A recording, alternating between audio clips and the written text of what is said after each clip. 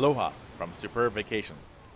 If you haven't already heard the good news, Royal Caribbean is bringing the Allure of the Seas, one of their largest Oasis-class ships, to Galveston.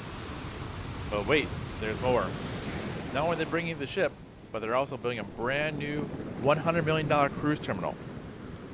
Construction will be starting soon, and I'll be taking aerial videos during the construction so that you can see the progress.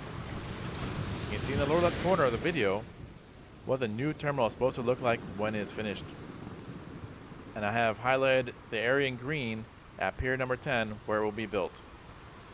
Even though the terminal is not yet finished, the lure sailings from Galveston are already available to book.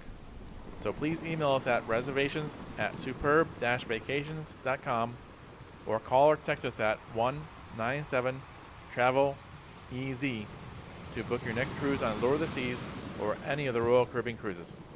Thank you.